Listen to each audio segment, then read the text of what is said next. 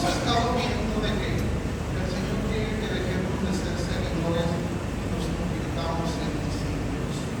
Y Él empieza a llamar a la puerta de nuestro corazón, pidiéndonos una transformación en nuestra vida. Y cuando tú y yo aceptamos eso, empezamos a ser discípulos, empezamos a ser moldeadas nuestra vida. Otra de las cosas que nos está pidiendo es que seamos mayordomos y llevemos el alimento a ti. La semana pasada veíamos cómo el Señor quiere empezar a trabajar en sus discípulos y no nos pide grandes cosas, nos pide cosas chiquitas. Veíamos que así de chiquitita era la semilla de mostaza, la cual hay que sembrar. Y luego veíamos que la levadura a la semilla, antes de pasar adelante, está hablando de la fe, una fe que transforma, empieza a hacer cambio. La levadura empieza a hablar de la transformación que Dios quiere hacer en nuestras vidas. Estamos hablando entonces de esa novia que Dios quiere empezar a transformar para hacerla sin mancha y sin arruga. Y tampoco se necesita una gran cantidad, son pequeñas cosas, y eso está representando con la palabra. Que tenemos que poner la palabra en nuestro corazón. ¿Cuál palabra? Con la palabra que Él nos dice a través de la Biblia. Por ejemplo, si dice instruye al niño en su camino, vamos a ponerla en nuestro corazón y vamos a empezar a instruir. Si Él dice perdona, vamos a ponerlo en el corazón y vamos a empezar a perdonar. Entonces, eso es lo que va a empezar a hacer el transforme. Y veíamos también que van a venir amenazas, va a haber contrarios que van a querer apagar el deseo, apagar esta transformación que empieza a haber en nuestra vida. Y terminamos viendo que tenemos que cumplir nuestro propósito. Y vamos a ver el día de hoy cómo podemos lograr esa transformación, cómo esa semilla sembrada puede ser transformada. Y le voy a pedir, no sé quién le tocó la primera cita, que no la vea. Aquí está el libro. Los primeros asientos a la mesa refirió a los convidados una parábola diciéndole: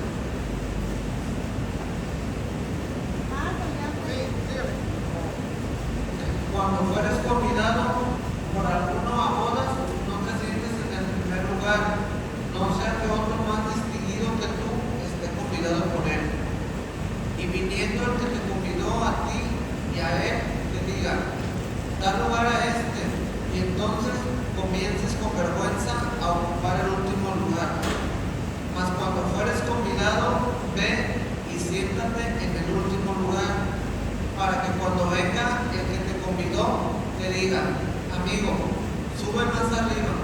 Entonces tendrás gloria delante de él, delante de los que se sientan contigo a la mesa. Porque cualquiera que se enaltece será humillado, y el que se humilla será enaltecido. Dijo también.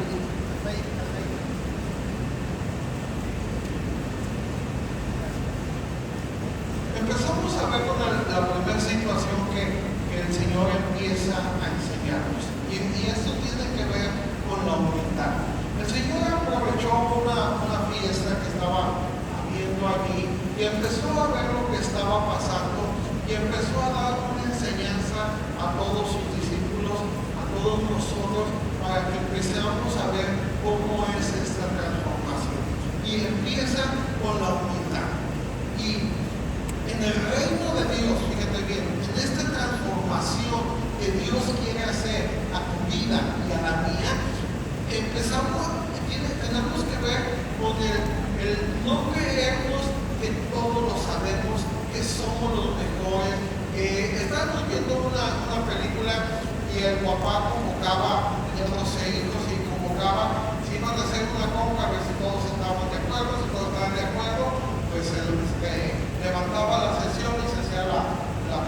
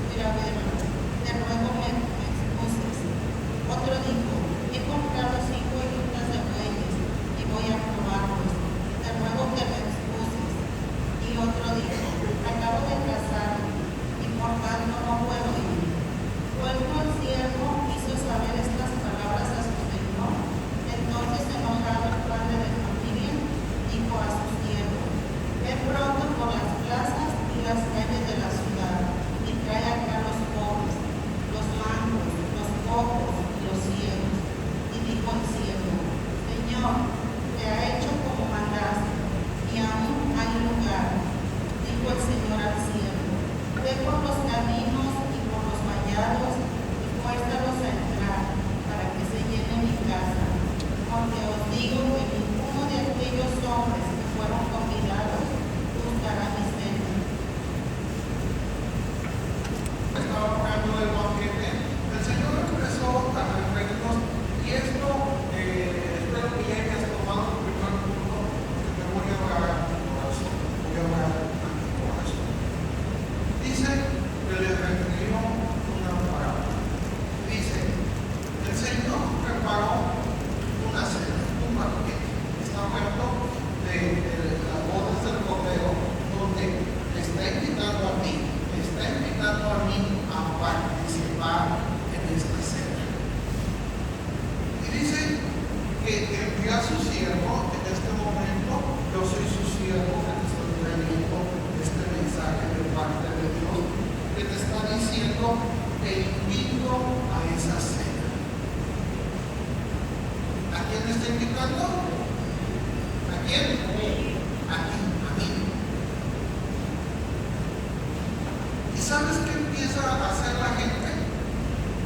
Muy amablemente se empieza a disculpar que no quiere ir.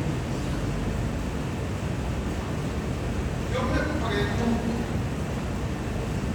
a lo mejor hoy alguien no vino porque su excusa fue que tenía que respetar a su papá. Y no vino a adorar a su Padre Celestial.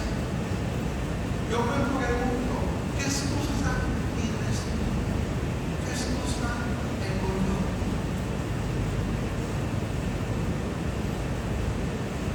Cuando el Señor quiere tener un tiempo con nosotros y nos pide que oremos, que leamos la Biblia, ¿qué excusa tienes? Es que tengo que trabajar. Es que tengo que ir a ver a la novia. Es que, no sé. Entonces, el Señor está haciendo una alegoría porque le está hablando a sus discípulos, no al Señor. Está queriendo hacer una transformación en nuestra vida. Y entonces empieza a hacer esta invitación. Le está diciendo: te estoy invitando a la boda. Te estoy invitando a que seas parte de esa novia, sin mancha, sin arruga. Te estoy haciendo la invitación para hacer una transformación en tu vida. Ven. ¿Y qué estoy diciendo? ¿Qué estoy diciendo yo? No, estoy ocupado.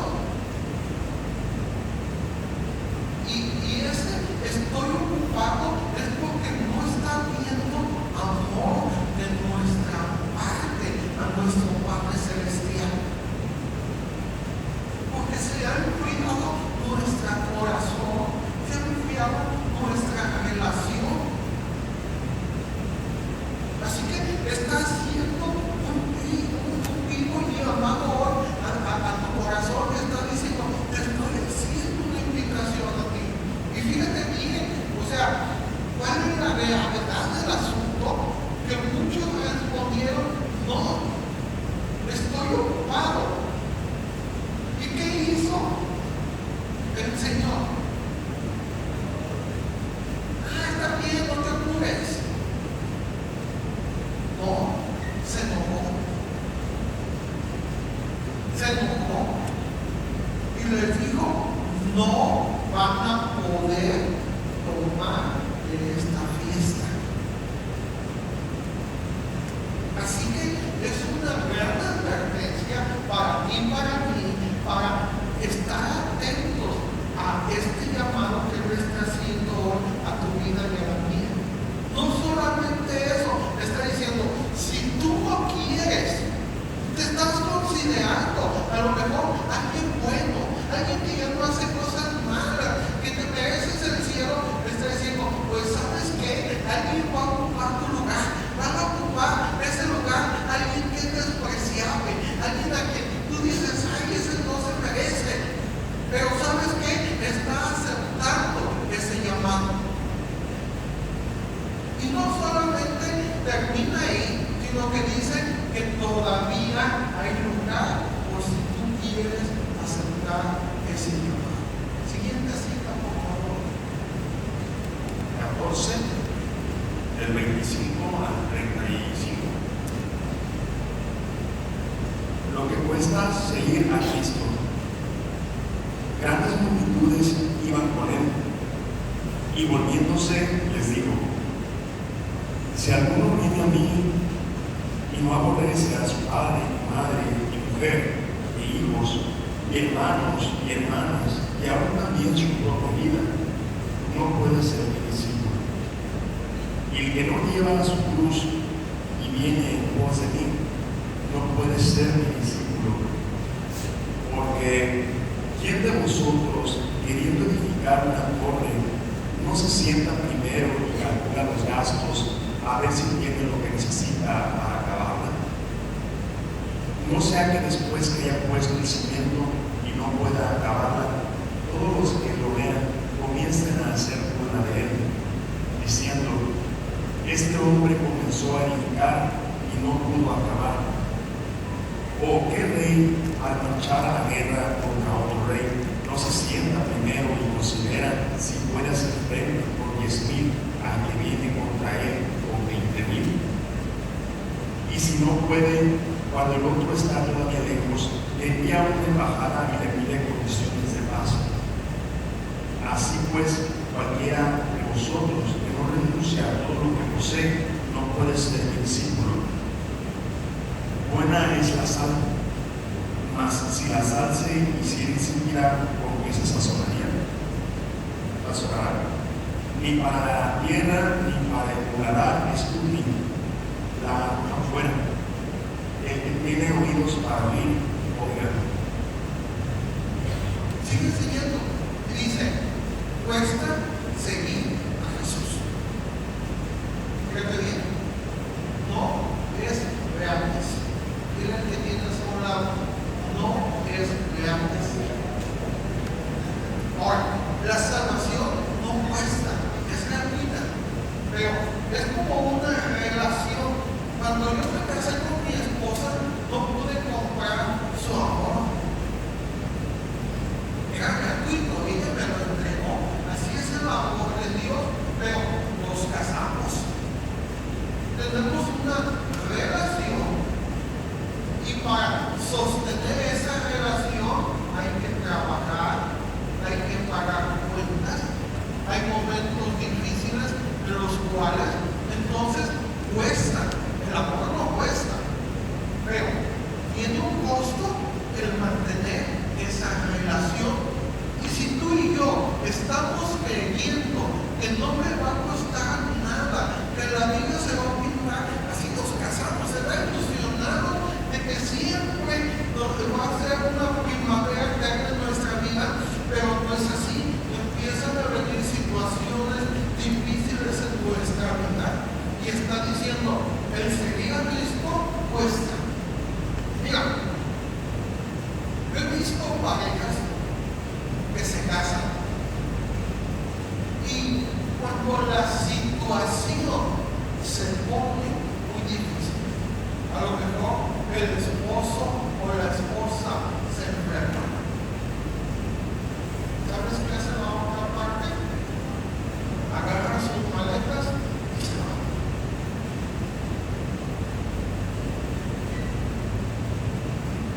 Yo quiero hacer una pregunta. ¿Tú crees que ama a la persona? No.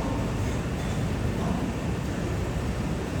Yo quiero hacer una pregunta. Si en el momento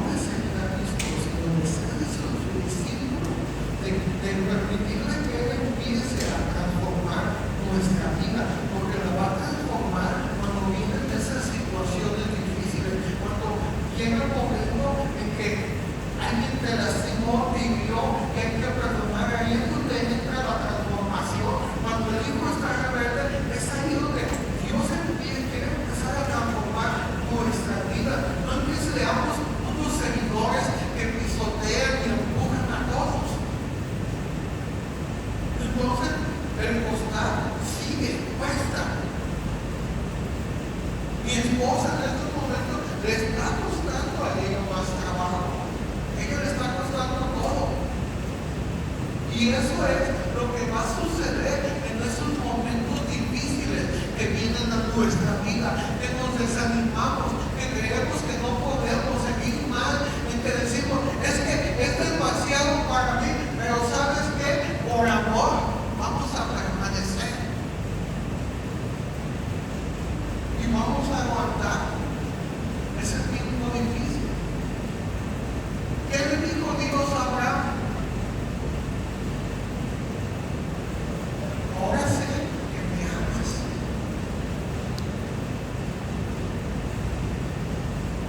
Ahora sé que me amas.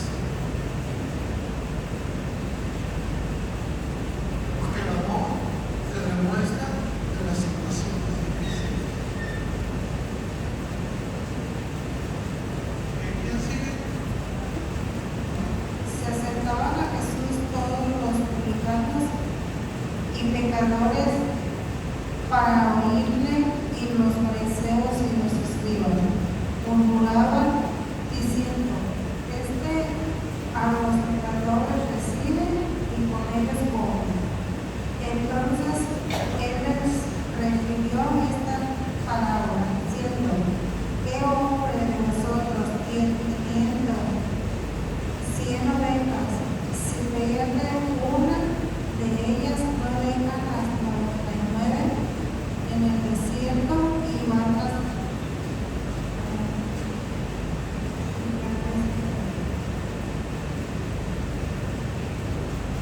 ¿qué hombre de nosotros teniendo 100 ovejas, si pierde una de ellas, no deja las 99 en el desierto y va tras la que se perdió hasta encontrarla?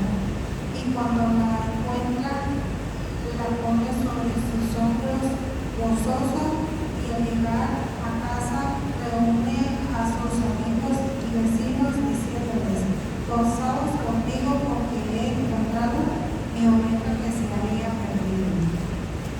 Os digo que así habrá más gozo en el cielo por un pecador que se arrepiente que por 99 justos que no necesitan de arrepentimiento. Que la gente que no era, aparentemente no era digna de estar cerca de Jesús,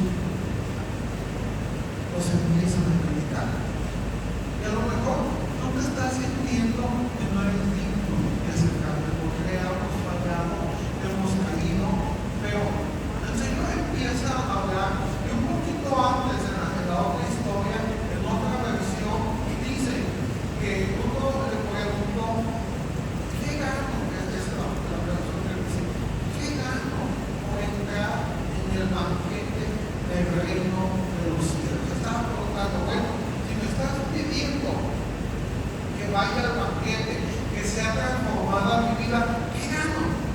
Y entonces el Señor empieza a hablar de tres cosas muy importantes que vamos a ganar. Y vamos a ver la primera. Pero quiero que esté bien atento en varias situaciones, porque son tres historias diferentes que está hablando de cosas que a lo mejor hemos perdido. Y empezamos con la primera. Y empieza a hablar del pastor. El pastor es Jesús, tú y yo somos las ovejas. Y dice que tiene ¿cuántas ovejas? 100. Entonces, el día de hoy salió el Señor con sus ovejas y anduvo en el prado, la llevó a tomar agua, la llevó a los pastos, llegó la tarde y se regresó con ellas a la prisa. Pero sucede que por ahí una de ellas despistada, estaba muy sabroso ese pasto y se quedó ahí. Y dijo, luego que salga eso.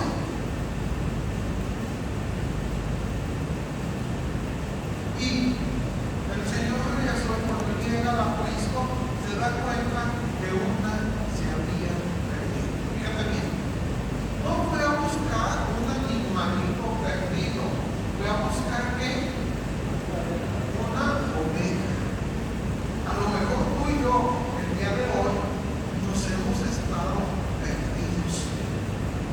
nos alejamos del Señor, le perdimos ese primer amor y hemos alejado nuestra relación con Dios. Ahora vamos viendo a la ovejita que está ya perdida, está en medio de una situación difícil, no sabe qué hacer porque las ovejas son indefensas y empieza a oscurecer y él empieza a tener miedo por la situación y de repente voy a oír y empieza a temblar porque por ahí está el lobo y se la va a comer. ¿Cómo va a ser? Porque está lejos del pastor y ahora tiene miedo y empieza a buscar dónde esconderse y se esconde ahí en un matorral y se esconde en el matorral, pero tiene espinas y queda atrapada por su lana y no sabe qué hacer y sigue yendo ahora. ¿Y qué va a hacer? Y está temblando y no hay qué hacer y está toda calladita porque si no el lobo la va a encontrar. Y a veces en las situaciones difíciles que llegan a nuestra vida, porque nos extraviamos, porque no hemos seguido al buen pastor, tenemos a lo mejor perdido un hijo o una relación o qué sé yo, y nos encontramos en medio de esa situación, puede ser una enfermedad, lo que sea, y no sabemos qué hacer. ¿Y sabes qué hace el Señor? Para que se le quite y que se quede, mañana no lo busca. No. Guarda la 99 y sale a buscar. Y Él te está buscando a ti esta mañana.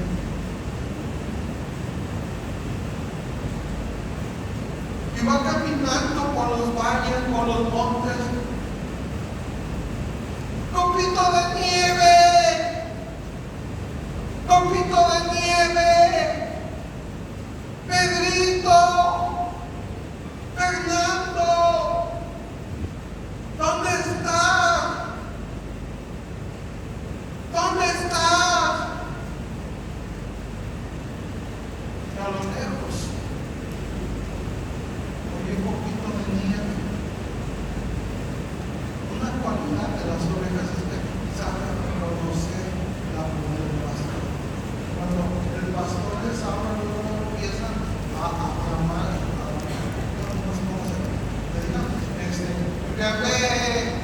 y cuando oye la voz de su pastor, empiezan, ve.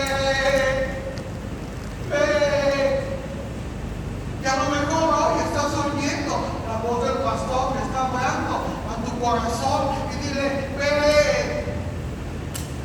a mi corazón, te necesito, tengo miedo.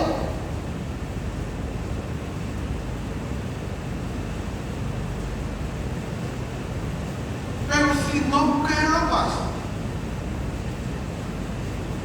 si no entiendes a ese llamado, si no le abres la puerta de tu corazón, no te puedes amar.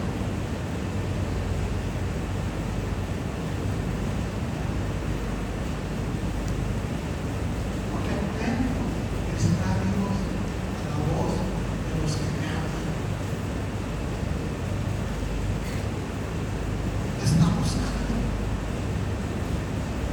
Y como poquito de nieve respondió, fue, lo desaforó. Fíjate bien, se lo llevó a bagazo y bagazo y bagazo todo el camino.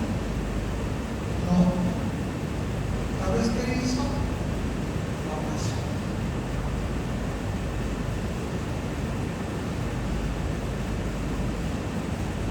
Está hablando de esos momentos de amor, está hablando de tu vida, de la mía, cuando hemos caído.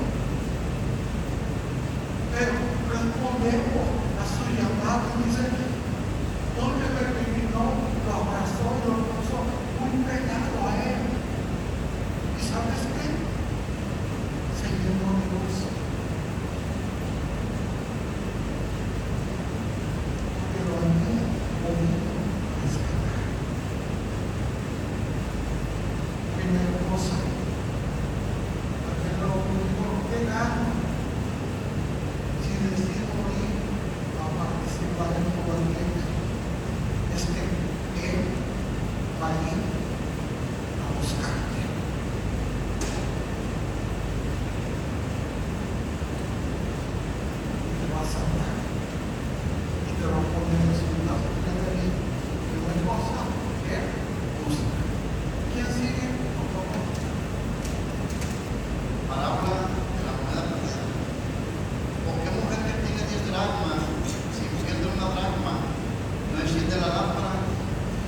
van a la casa y busca con diligencia hasta encontrarla. Y cuando la encuentran, reúne a sus amigas y vecinas diciendo: gozaos conmigo, porque he encontrado la dracma que había perdido. Así os digo que hay gozo delante de los ángeles de Dios por un pecador que se arrepiente. Segunda cosa. La primera es, si no estamos atendiendo a la invitación, abrir la puerta y él va a buscarnos. Segunda cosa, tiene que ver con 10 dracmas. La dracma era una moneda, creo que era de plata, la cual le entregaban a la novia, que era un hecho prenupcial, era como entregarle el anillo. Entonces, ella, estas 10 monedas las cosía en su, no sé cómo se llama la cosa que tiene en la cabeza, y esa era una señal de que estaba a punto de casarse. Aparentemente no tenía mucho valor físico o monetario, porque era el equivalente a un día de trabajo. Pero lo que sí tenía era un significado emocional. Imagínate que la novia salía y no tenía otra, pues estaba hablando de descuido, estaba hablando de que no le importaba mucho la relación. Entonces eran aquellos aquellas novias, las cuales era importante esto, cuidaban mucho de que no faltara nada. Pero sucede que a una de ellas se le perdió algo, Tú habrás dicho, bueno, tengo la mayoría, una, pues no hay ninguna, así, acabo, me quiere, si me quiere, pues que se case, si no, pues que me mande a volar. Pero para ella era importante. Así que perdió, yo le voy a decir, espiritualmente, su relación con Dios. Ya fue el Señor y buscó la oveja perdida, la niña mía. Pero nos perdimos porque perdimos esa relación. Ya no nos emociona el orar, ya no nos emociona el leer la Biblia, ya no nos emociona el congregarnos. Es algo que se perdió. Y entonces dice que como ella estaba interesada en casarse, en entrar en ese banquete, lo primero que hizo, ¿sabes qué hizo? Incendió la lámpara. La escritura dice: lámpara es a mis pies tu palabra y lumbrera mi camino. Entonces, ella quería encontrar eso que había perdido, esa relación. Así que tenía que encender su lámpara. No basta con que el banco nos importe, acuérdense, el servicio de discípulos tiene un costo.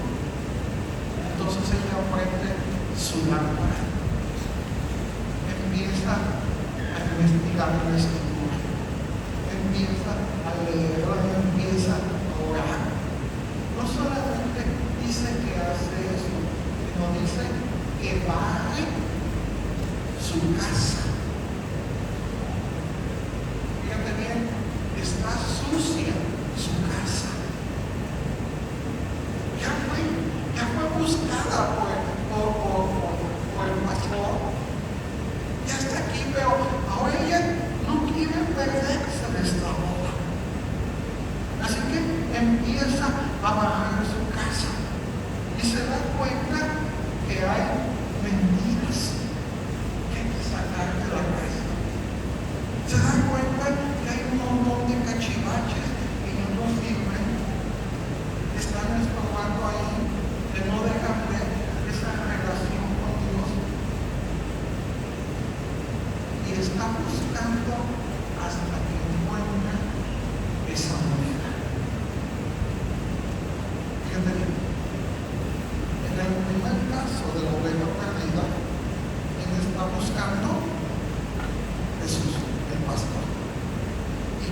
alega? El pastor. En este segundo caso, ¿quién tiene que buscar esta relación? Tú y yo. Es que pues, se ve la lámpara, hay que barrer. Y fíjate bien, ¿a quién le trae el gozo? Al Señor, pero también a ti, a mí. Empieza a poner el gozo de la salvación en nuestra vida. ¿Por qué? Porque el Señor empieza a ver que le amamos. Y vamos a entrar a la tercera situación. No sé quién siga. Tenía 2 hijos y el menor de ellos dijo a su padre: Padre, dame la parte de los bienes que me corresponden, y le repartió los bienes. No muchos días después, juntándolo todo, el hijo menor se fue lejos a una provincia apartada y ahí desperdició sus bienes viviendo perdidamente. Y cuando todo lo hubo malgastado, vino una gran hambre en aquella provincia y comenzó a faltarle. Y se fue y se animó a uno de los ciudadanos de aquella tierra, el cual envió a su hacienda para que apacentase cerdos. Y deseaba llenar su vientre de las algarrobas que comían los cerdos, pero nadie le daba. Y volviendo en sí dijo: ¿Cuántos jornaleros en casa de mi padre tienen abundancia de pan, y yo aquí perezco de hambre? Me levantaré e iré a mi padre y le diré: Padre, he pecado contra el cielo y contra ti. Ya no soy digno de ser llamado tu hijo. Hazme como a uno de tus jornaleros. Y levantándose, vino a su padre, y cuando aún estaba lejos, lo vio su padre, y fue movido a misericordia, y corrió, y se echó sobre su cuello y le besó. Y el hijo le dijo: Padre, he pecado contra el cielo y contra ti, y ya no soy digno de ser llamado tu hijo. Pero el padre dijo a sus siervos: Saquen el mejor vestido y vístanle, y pongan un anillo en su mano y calcen sus pies, y traigan el becerro gordo y mátenlo, y comamos y hagamos fiesta, porque mi hijo muerto era y ha vivido, se había perdido y es hallado. Y comenzaron a regocijarse. Y su hijo mayor estaba en el campo, y cuando llegó cerca de la casa, oyó la música y las danzas, y llamando a uno de los criados, le preguntó qué era aquello. Él le dijo: Tu hermano ha venido, y tu padre ha hecho matar el becerro gordo por haberle recibido bueno y sano. Entonces se enojó y no quería entrar. Salió por tanto su padre y le rogaba que entrara. Mas él respondiendo dijo al padre: He aquí tantos años te sirvo, no habiéndote desobedecido jamás, y nunca me has dado ni un cabrito para gozarme con mis amigos. Pero cuando vino tu hijo que ha consumido tus bienes con rameras, has hecho matar el becerro gordo. Él entonces le dijo: Hijo, tú siempre estás conmigo, y todas mis cosas son tuyas. Mas era necesario hacer fiesta y regocijarnos, porque tu hermano era muerto y ha revivido, se había perdido y es hallado. Tercer caso. Vamos a imaginar que esta oveja perdida es este padre de familia, que un día fue encontrado por el Señor y él decidió pagar ese costo de esa relación y buscó esa alma, tuvo que encender la luz, tuvo que barrer su casa, pero ahora tiene otra cosa perdida. ¿Qué tiene un perdido? Un hijo. ¿Cuántos hijos tenía perdido? No, tenía perdido 2. Uno era aparentemente bueno, pero también estaba perdido. Uno se veía más grave que el otro. Y tenía perdidos estos 2 hijos. Y a lo mejor tenemos perdido un hijo, un esposo, una esposa, un familiar, o puede ser una economía, salud, lo que hayas perdido. Estamos hablando, dice, ¿qué beneficios tiene de entrar y aceptar esa invitación al banquete? Uno, él va a ir a buscarnos y nos va a rescatar. Dos, tú y yo tenemos que buscar el volver a tener esa relación. Y tres, tiene que ver con lo que hemos perdido. Y entonces vamos a imaginarnos la situación de la casa. Al parecer tenía bienes este señor. Entonces, pues el hijo andaba con su caballo pinto, con su tejana, con sus botas de 20, 40 mil pesos, y bien chido él, pero vivía mal. Y llegaban las madrugadas de las mañanas y su papá le regañaba y le decía, hijo, esto no es el camino que yo te he enseñado. ¡Ay, papá! Tú ya estás viejo, ¿tú qué sabes?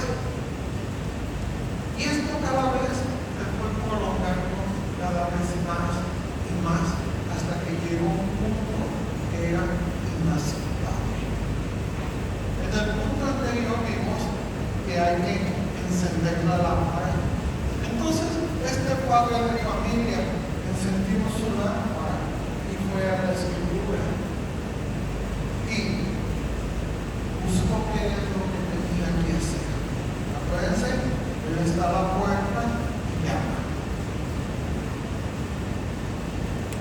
Y entonces yo le hice una pregunta al Señor todas las semanas, estuve preguntándole, Señor, ¿por qué este padre de familia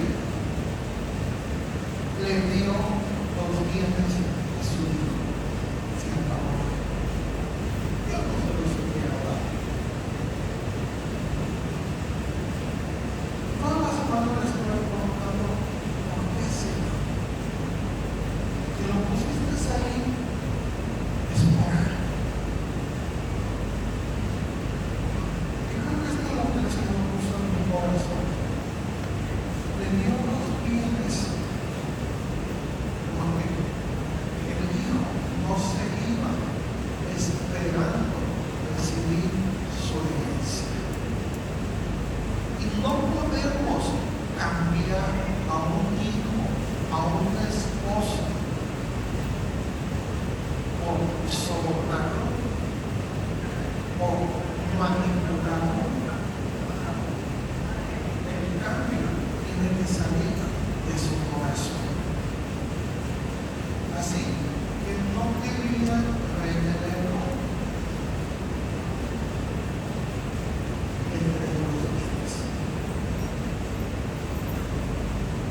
Y muchas veces en nuestra vida, a lo mejor tienes un esposo carrero al cual le estás regañe y regañe o un hijo. Deja la palabra, ve lo que dice la palabra. La palabra habla de si tienes un esposo, dice, no lo vas a ganar por las palabras, sino por tu conducta. A los hijos es otra situación, entonces tenemos que ir a la palabra de acuerdo a cada situación que tú y yo tengamos y hacer. Así que este padre le dice, hijo, aquí está. El hijo toma sus cosas y se va. Hay un costo que pagar por una transformación. En el primer caso, el Señor sale a buscar la oveja perdida. En el segundo caso, la persona tiene que buscar esa relación. Pero en este tercer caso, el padre no sale a buscar al hijo.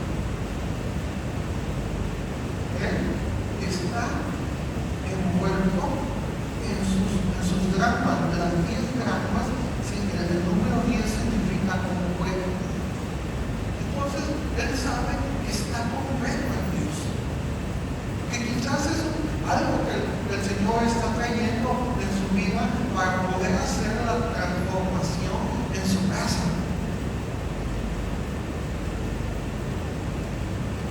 Pero lo que sí hace es que yo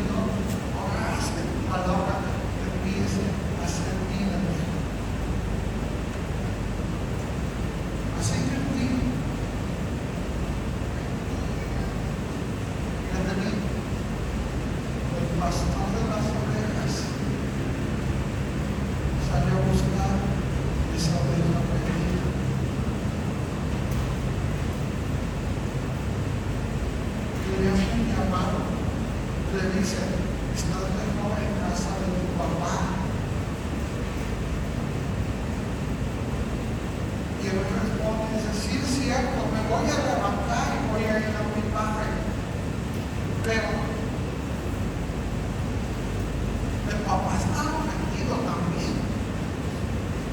Porque el hijo ha andado con rameras, ha vivido lo más sucio que ha podido.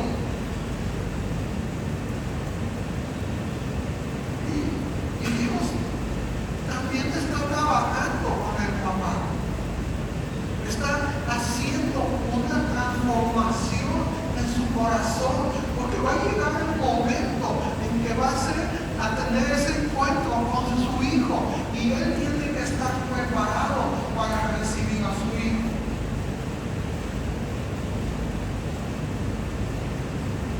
Así que llega ese día y viene el hijo a la casa del padre, sucio, descalzo, humillado. Quizás en todo ese tiempo el padre decía, vas a ver, un día vas a venir y me va a decir, ves, te lo dije.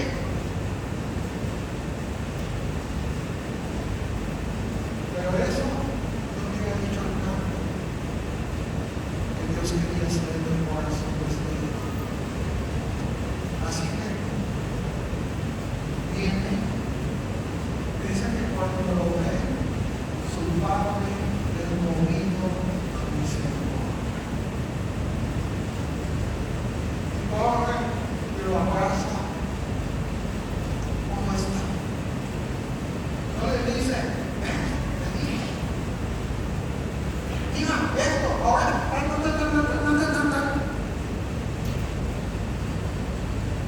y Dios quiere hacer una transformación en tu vida y en la mía para poder recibir a eso que hemos perdido, para recibirlo con los brazos abiertos. Porque no solamente lo recibió, sino que dijo, traigan un anillo y lo puso en su dedo. Eso estaba representando en aquellos tiempos en los que sellaban con el anillo. Estaba representando que el hijo podía volver a hacer uso de las finanzas o las cosas que había en la casa. Pero ¿cómo? Había desperdiciado todo y se le estaba restituyendo una vez más. No solamente le estaba restaurando su honor, sino que le quería restaurar su identidad.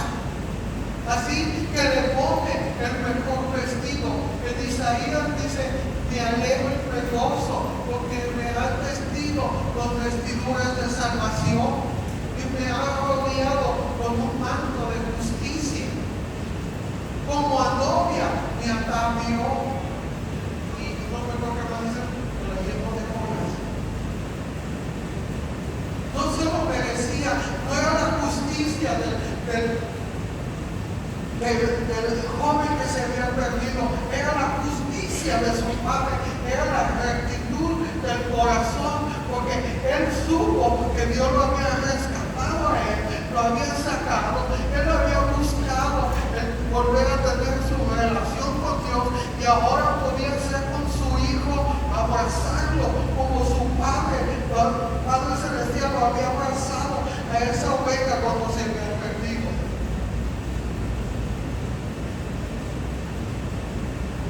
Ya no puedes tocar a los hijos porque fallaste. Ya no te puedes hacer cargo de la casa. No solamente conoció lo que le puso cansado. Un esclavo no tenía zapatos.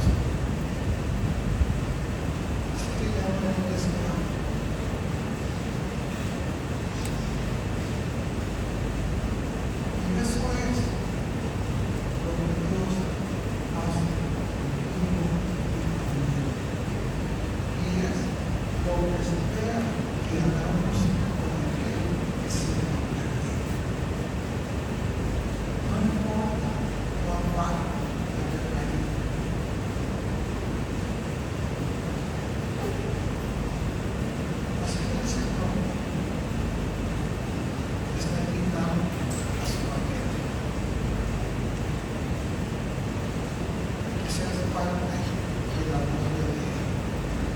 Pero le está diciendo, así como estás, te está rechazando.